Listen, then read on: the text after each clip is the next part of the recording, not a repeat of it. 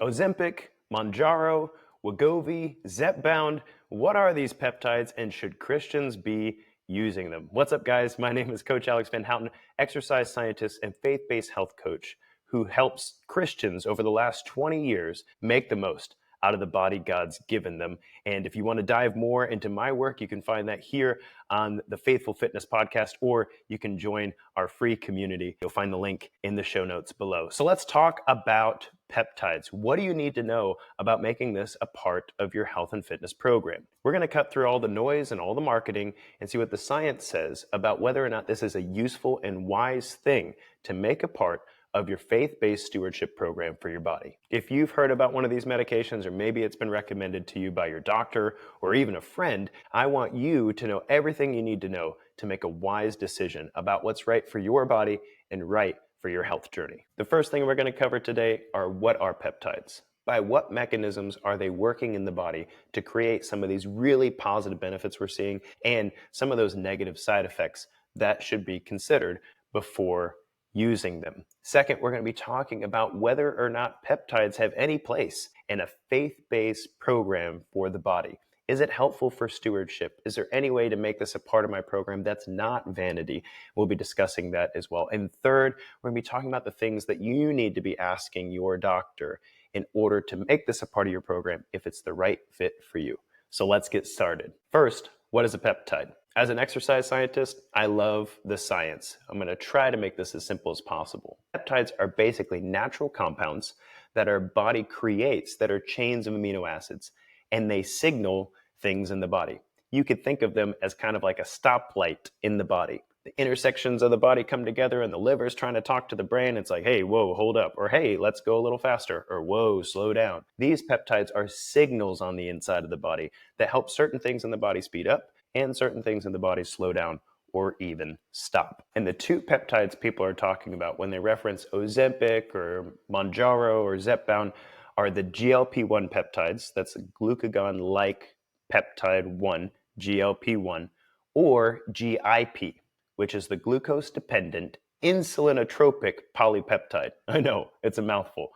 GLP1 is a peptide that works on one channel in the body, and GLP1 and GIP working on another channel in the body, they seem to work together to create some more benefits and positive results. The drugs on the market that use GLP1 only are things like Ozempic or Wegovy. And then there are drugs on the market that use both GLP1 and GIP.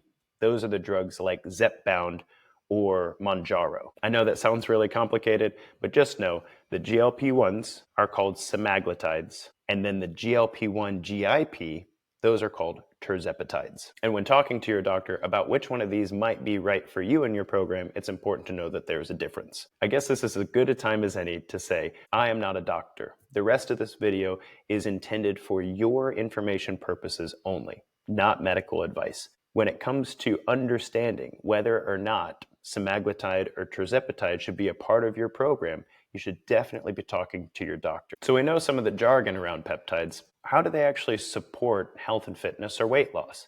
Well, it turns out that both the GLP-1 and the dual agonists, GLP-1/GIP, they help with satiety signaling, that is how full you feel when you eat. They help with delayed gastric emptying, meaning that it helps your stomach hold on to foods a little longer so that you're not hungry so fast after you eat. It also helps with blood sugar stabilization, so it keeps you from those spikes and drops, which is why these drugs are also used in order to treat diabetes. And lastly, they've been shown to improve insulin sensitivity. That's how well your body responds to carbohydrate regulation. Now, I know that sounds like a lot, but in the last 20 years of helping individuals lose weight to make the most out of the body God's given them, I've found that these are exactly the places that individuals need the most support in order to continue to see positive progress and results and to support their mindset on the day-to-day basis of doing good exercise and good nutrition. So, as a coach, do I recommend these sort of things to my clients? Again, like I said, I don't give medical advice, but I have advised some of my clients to talk to their doctor about using these peptides to support their program. A cautionary note, though, these are not first steps. When it comes to being a good steward of the body you've been given, it's important to note that while these things can support support healthy, powerful, long-term weight loss in a body and maybe even some good, healthy changes in a body, there are some things that we should be doing already before adding these to our program to mitigate bad side effects, but also to see long-term progress that's healthy, not just a change on the scale. So if you're asking my coach's opinion, what I would say is that these peptides are not good for beginners. You should already be involved in an exercise and nutrition program that is making you healthier every week before involving these into your program, and I'll explain why. So I'm about to describe 3 things that really matter, are a part of your habits and a part of your program before you need to approach whether or not peptides are right for you. And if you struggle in any of these 3 areas, I'm going to encourage you to check out our Better Daily Beginner course. Our Better Daily Beginner course is a powerful program designed for beginners to help their faith and fitness foundations. It's to help you to understand where your exercise and nutrition practice fit in to your spiritual practice. What does it mean to walk with God and take good care of the body He's given you? This course will help you with just that. In 10 powerful lessons, we'll address exercise, we'll address nutrition, we'll address fasting, we'll even address rest and time management. And through these biblically based principles, you can get a huge jump on the 3 things I'm about to talk about. There should be a link right there to help you get connected to the Better Daily Beginner series, Faith and Fitness Foundations. Make sure you build your house on a rock, not sand. So the 3 things we need to have under wraps before considering peptides as a part of our program. First, we need to have a regular and consistent weight training practice. Yes, you need to learn to lift weights before these peptides are going to be powerful and helpful for you in stewarding your health and fitness. Why is that? These peptides have been shown, while they reduce weight very consistently among individuals, they also reduce lean body mass. Now, weight training is important because it tells our body that the lean muscle mass we have is really important. And if we're going to be taking a peptide that results in lean mass loss, then a weight training regimen will actually help to signal to the body to retain our lean mass, to keep our muscle mass around so we can stay functional and healthy while appreciating the beneficial effects of these peptides. It should also be noted that in research, the tirzepatide sees less lean mass loss than the semaglutide. So that's important to consider as well. The second thing that we need to get under wraps is high nutrient density eating. What's that mean?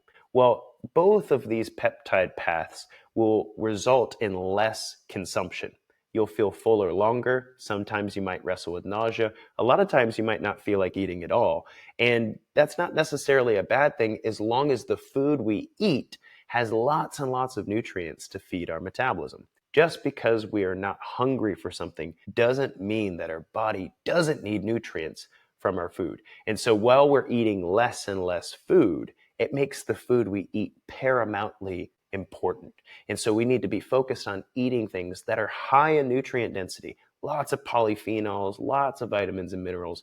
And when we do eat, we eat those things, even though we can only eat so much of them, we eat those things to support our metabolism, to support our health processes, to nourish our body while it's getting good at burning fat as a fuel source. An example of this might be, let's say I would like a snack. And if I'm on a peptide, I don't really want to eat much of a snack, but I am going to eat a snack. The question is, which is better for me? Peanut butter crackers or blueberries? The answer is blueberries. Blueberries are a much more high nutrient density food than peanut butter crackers. Peanut butter crackers have some energy in them, maybe a little bit of protein, but there's a lot of empty calories in peanut butter crackers, whereas blueberries have lots of fiber, lots of nutrient density, and that's going to help my metabolism and my body with that little bit that I'm willing to eat. And finally, the third thing that I need to be considering if I'm going to add peptides to my program is whether or not I'm consuming enough protein.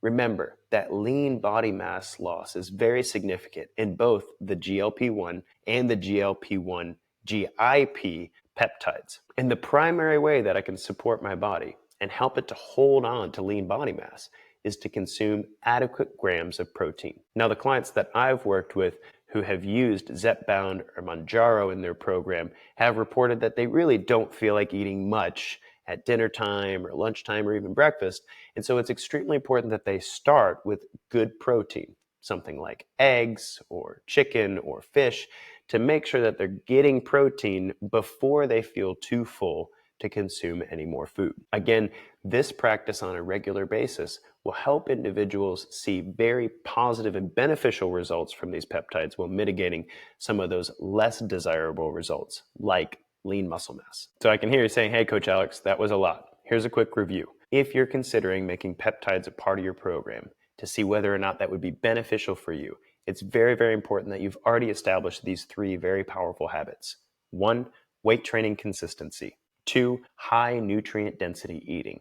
And 3, adequate protein consumption daily. If you have these habits down and you've been doing them for at least 12 weeks, then introducing a peptide to your program will, 1, help you build on that foundation and see accelerated results. But 2, it will also keep you from developing some bad habits that will see this peptide hurting your health over time rather than helping you. So now the big question, should you add peptides to your program? And if so, which peptide should you add? So let's say right now you're doing everything right. You're like, all right, coach, I'll pause. I'm going to build a foundation of health and fitness first in my life before trying to add these to my program to see the benefits. And that would be awesome. The Better Daily Beginner Series, Faith and Fitness Foundations, knocking out all 10 of those things that you need to know to build a healthy and powerful foundation to make the most of the body God's given you. You've done all those things and you're like, okay, now what?